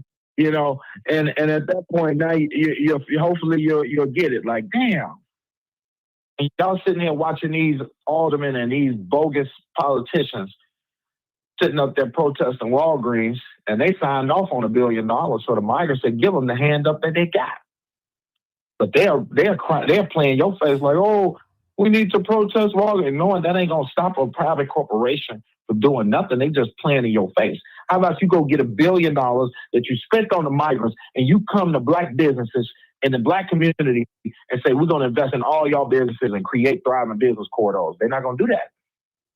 They ain't gonna do that, Crime Chaser, because it don't fit their agenda. So, it's sad, man. It's sad. Yeah, I hate to see Black people. Go ahead. No, go ahead, Crime Chaser. I hate to see Black people begging white people, don't leave, stay in the neighborhood. I hate that. With all this talent that we have, all this talent and know-how and experience that we have, all this we have, and we still begging for the crumbs falling from the white man's table. We're still begging. My goodness, man. Brother, listen, Jamal, I was driving down the street the other day. Matter of fact, it was on, Beverly turning to Ashland. And it was in front of one of those houses. Yeah. Mm-hmm. I seen 4 cars. Yeah. I said, that's over $250,000 right there. Worth of credit, right there. Yeah.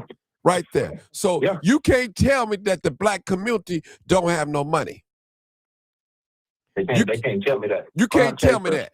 I lead the largest ownership agency in the city. over 9,000 active clients. I know what their credits are. I know how much money they got in the bank. I got clients out there right now, got $800,000 approvals, making $120,000 a year. I got people that you cannot tell me we ain't got the ability to collaborate and build our communities, because we do. We got credit power. We got money power. You know, we got people who done been at jobs for 40 years. You can't tell me we ain't got 401ks, retirement accounts. Crown Chaser, we got everything that's needed. The problem is that without the love that's needed, we don't want to, or the mindset, we don't want to take a risk and invest into us. And that is the biggest problem. We always making excuses. This is how they got us. When they get your mind, well, come on, you know this. When they get your mind, they got everything. Everything. We are mentally enslaved. They make us feel like we can't do it. You know, these people, Crime Chase, I take these people who never own nothing, never believe they can own nothing. I take them in and I help them become homeowners for little or nothing. Most of these people ain't spending no money at the table, giving them a house, right?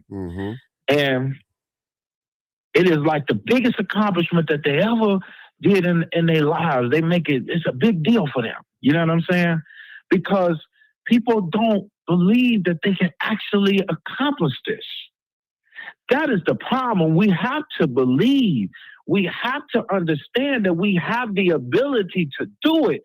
Our ancestors are the reason we have everything today.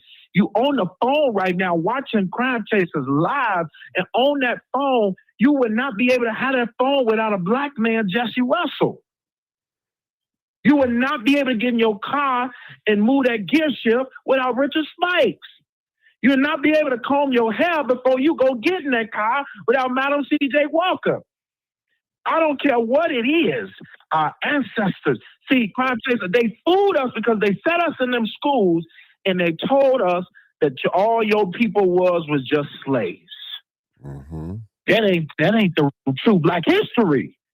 If they really taught you what your people have done for this country and how they have built everything that you use today. You can't go, Crime Chaser, tell somebody to go one day without using a Black invention. Not a white or Asian or nobody can do it. They can't do it. So that's the history that needs to be taught so that the next generation not growing up saying we don't know if we could do something because our ancestors actually did it. They just put all that history, they didn't wash it away. They don't teach y'all that. They just teach you that y'all were slaves. But let me tell you something. Even them slaves should teach you something. Because if the economy was based off of slavery, that means that them people that were slaves, our ancestors was great physically. They was great cooks. They raised them kids for them the slave man. If you look at what them ancestors did for nothing, Crime Chaser, because they knew how talented we were. So they used us for slave labor because they knew that we are the ones who can create everything. We got the gifts that God gave. So we got to stop making excuses, man. That's true. Sad, man. It's truly sad. I believe what you said very important. It's the mindset.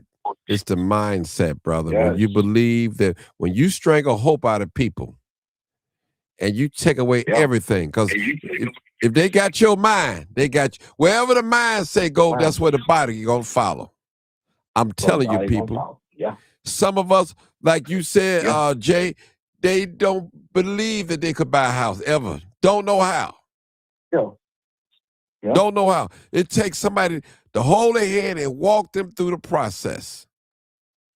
But it's because of pride, J. Maul. They won't say anything. Won't say anything. It's pride. We are so misinformation when it comes on information on how to buy a house, how to save. You know, I'm telling you, old timers said, I don't care if you got a job at Wendy's or McDonald's, you better do something. Oatmeal is better than no meal. Now, everybody, listen, everybody can't be chiefs now. You know, so We understand everybody can't be business owners. We do have to have some laborers. Yeah. But you got to. Yeah. But let me go ahead. For Crime Chaser, like I said earlier, majority of every culture, if you look at the majority of their culture, go look at who they work for. And what you will find is that the majority of those cultures work for people of their ethnicity. Mm-hmm. Black people are the only people that don't control the black workforce. So yes, we can't have all the chiefs, but if everybody can't be chiefs. But if we got enough chiefs, we can control even the workers. Mm-hmm. So now when they pull the policy, DEI or shut down Walgreens or they done fired all them workers, we ain't got to worry about that no more because the majority of black people should be working for black people. Because the majority of white people work for white people, majority of Asians work for Asians, majority of Jews work for Jews. They all control their majority of their workforce. And it's not a big percentage of them who work for other people. So we got to control our workforce because if we control our workforce, we control our money because we make sure that everybody is still eating. We make sure that money is circulating. We can't do that if we don't control nothing. When you don't got control, they can just pull it up from under you. And then what we doing? We crying, protesting. We shall overcome. How many years are we going to do that? Mm-hmm. We got to control the workforce. So we got to get in the industries that create the most jobs. Mm-hmm. I mean, man, we have the ability to do that. And just like we said, it's about our mindset. How many people go look at whenever a business closes, Crime Chaser, for me, that screams opportunity. I ain't mad at no private company. What we got an affinity with Walgreens? Like we got an emotional connection with them. I don't give a damn about a Walgreens. That's opportunity to say, you know what? How could they do better? And let's build something better than a Walgreens. Where's X1? Who good at? Let's incorporate technology. Make sure that we can have our own transportation company or use software to get seniors their medicine quicker. Like let's create new ideas to solve the problems because all Walgreens and everybody doing is capitalizing, hence capitalism, off of a service. So we look at the services in our community that we need, and now we create a new way to capitalize that competes with them. And then we support that organizational company. And guess what? Those companies tend to go elsewhere. That is what we need to do. Where are the pharmacists? Where are the folks who understand customer service? Where are the folks who understand how to be? There's plenty of black managers of these big corporations. Let's grab some and say, all right, come on, y'all. We need you to run the competitor. Has joined. Mm-hmm. You know, we can do this. We got the talent because everything that they do in America is from us. We run everything. We get the ideas. We are the consumers. We have everything that's necessary. Let's shift the mindset and let's put it together. Mm-hmm. Yes, sir. What I got, man? All right, thank you. Let me take this other call. 6847. Come on, caller. 6847. What's up, family? How y'all doing? Mr. Glenn, what's going on, my brother? Yeah. Hey, man, let me tell you, you're hitting it right on the nail because of this Walgreens thing. I want y'all to know that there's a pharmacist on 92nd and Stony Island. The man that owns the pharmacy is somebody that y'all have probably heard over the years, Trey White from GCI. His dad has had that pharmacy on 92nd and Stony. They do a lot of specialty things, you know, for people with diabetics and folks that need canes and that kind of stuff.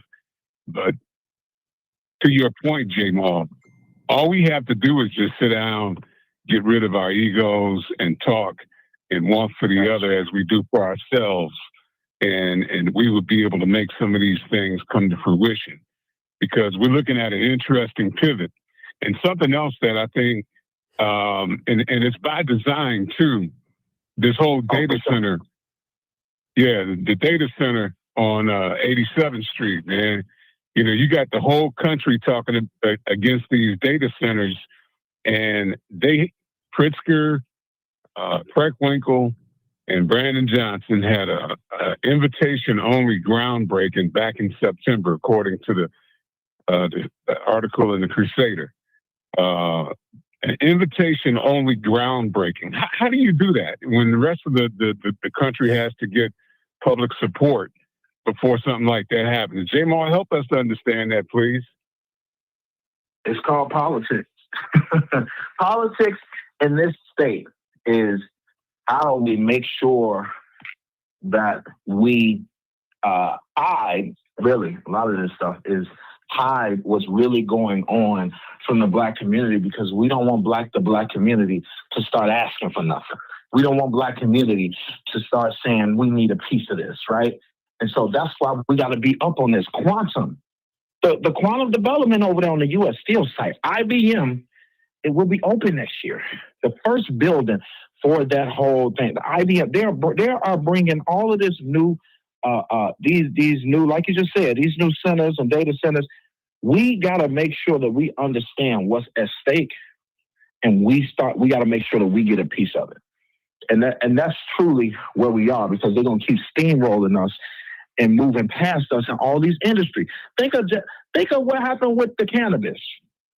What happened with the cannabis? Oh, we had a Black border czar, and they like, oh, we got to make sure Black people get a piece of the industry, and da. They intentionally kept us out of the industry for 5 years before any Black person got a license. Yeah, because didn't they say that the street peddlers are supposed to get licenses too, right? I thought that would be the equalizer.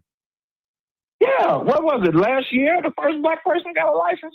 It's ridiculous. They allowed them to make millions and millions of dollars because they put in the bill that the people who have medical dispensaries were able to get the recreational dispensaries before anybody can apply for a license. So if you already had a medical one, you got a license for recreational first. So they let them companies monopolize already the cannabis industry. And then years later said, oh, all right, here go a Black license.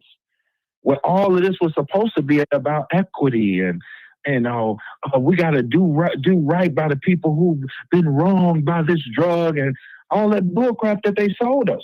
And nobody got held accountable for it, because JB still got another time. Yeah, and he ain't got no competition, so he's gonna be around.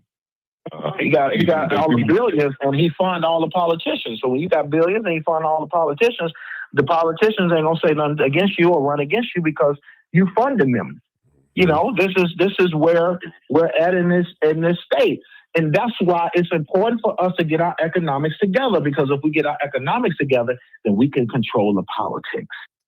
If we got enough business owners in a community, those business owners can put money into a PAC, can come together and say, and pick who the aldermen are, pick who the mayor is, pick who running for governor, because all of the Black community can all come together who got money, and we can come together and say, the person that we choose is this person, and everybody always follow after the choices of Black people, always politically. We just are brainwashed to go on their side. You know, that's that Claude Anderson blueprint. We have to, like the rest of the world, they pay for their own politicians. You know, y'all need an example of that. Look at The Godfather. You know, he made sure that he had one person in that house that was a lawyer.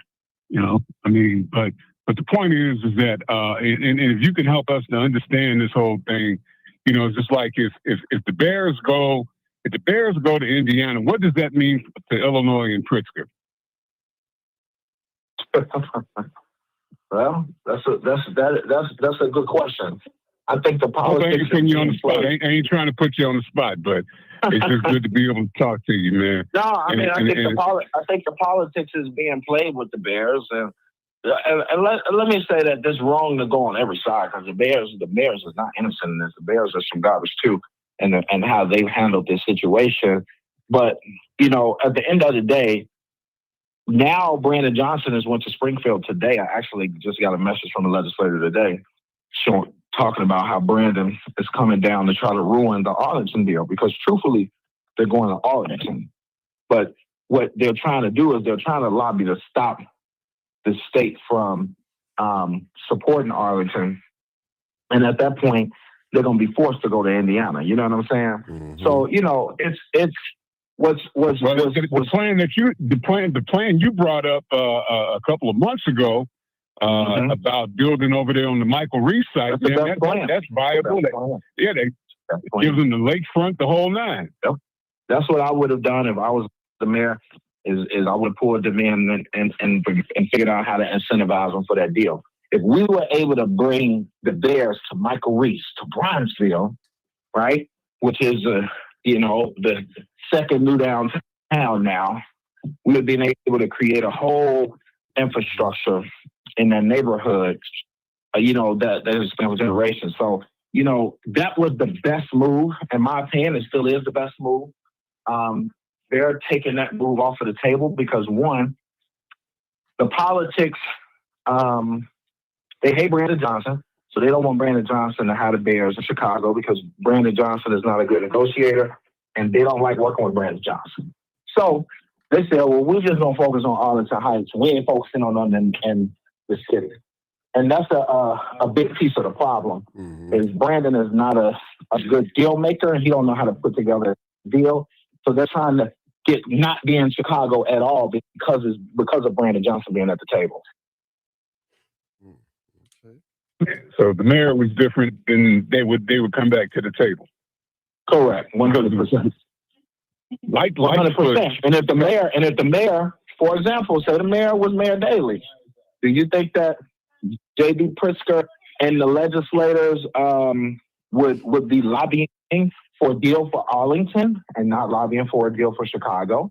So let's be serious. So at the end of the day, him being the mayor is dictating everything because people in Springfield hate him, so they're not trying to keep the Bears in Chicago. You think if it was Mayor Daley or Rahm Emanuel, that legislators and the governor would be trying to do a deal for another city when the Bears is supposed to be in Chicago? They would not, because the mayor would be dictating where they go, or they going to go to Indiana. They ain't going to Chicago. They going nowhere else but Indiana, because we ain't going to allow them to go to a suburb, and I'm the mayor of the city of Chicago, and I got the stake in the city. You know what I'm saying?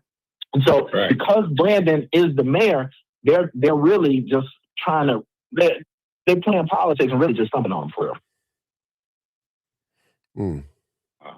It's sad, but the point that y'all have been bringing up tonight is the reality is that we have to pivot, and I agree with both of y'all from the bottom of my heart that we've got all the ingredients to pivot. Got it. In any kind of direction we need to pivot into. So much culture, like you talking about the South Loop, man.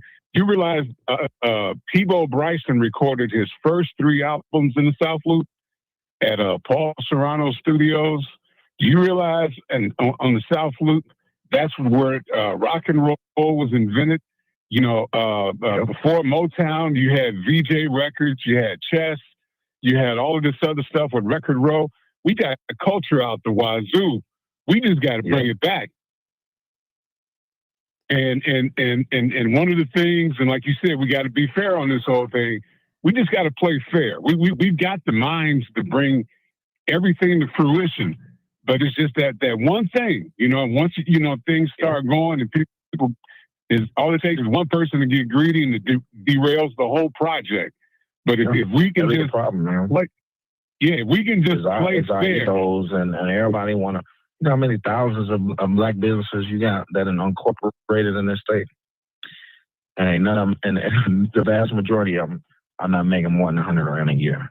So we got to get the egos out of it. We got to get the pride out of it, and understand that 10% of millions is better than the 100% of nothing that you're making already.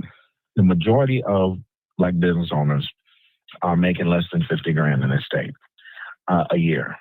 So essentially, we're not accomplishing what needs to be accomplished. So, we need to really do the work to remove our egos here, come to the table, and build together. And that's the type of guy I am. You know, there's a lot of businesses and silent companies that I'm supporting, investing and help open that people don't even know about. You know what I'm saying? Because I want to make sure that we're growing businesses. It's not about ego.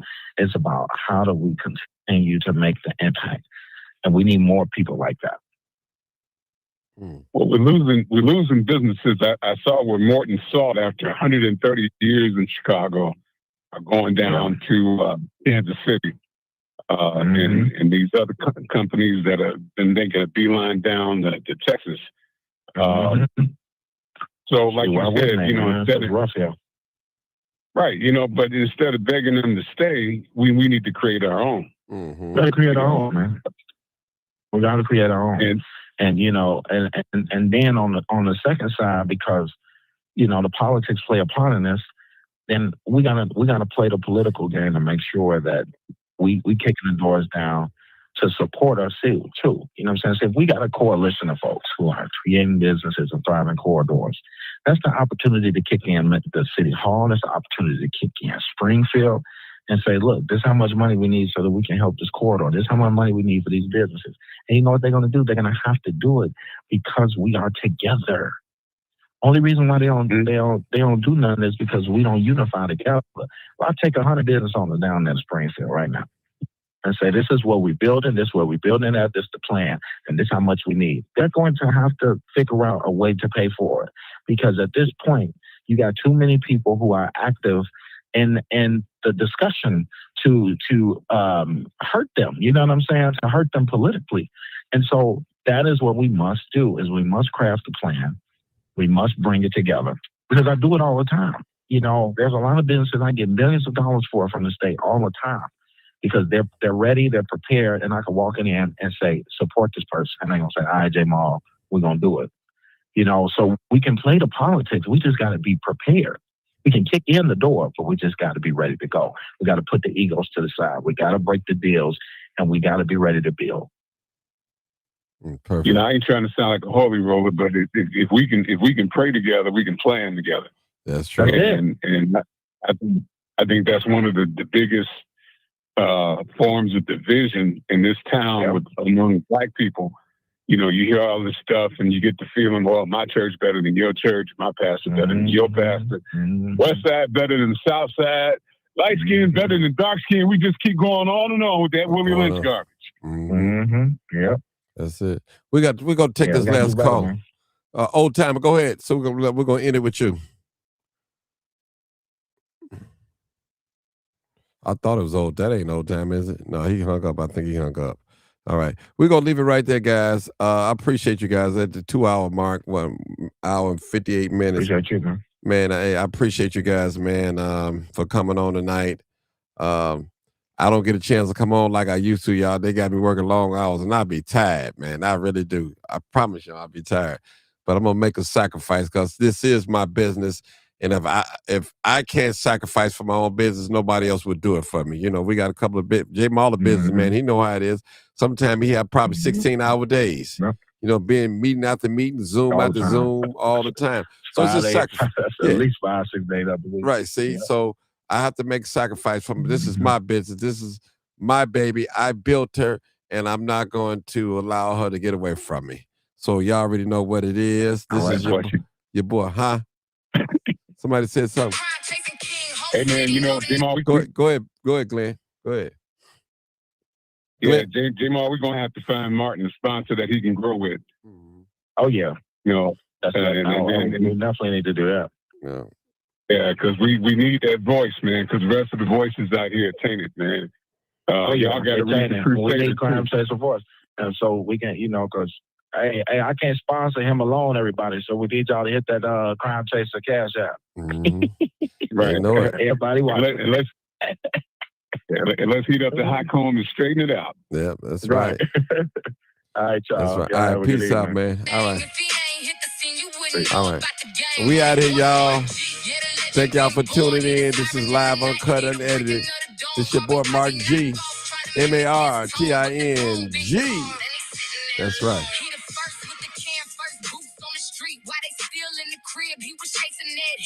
Peace out. Black Power to the last hour. All right, people. Good night.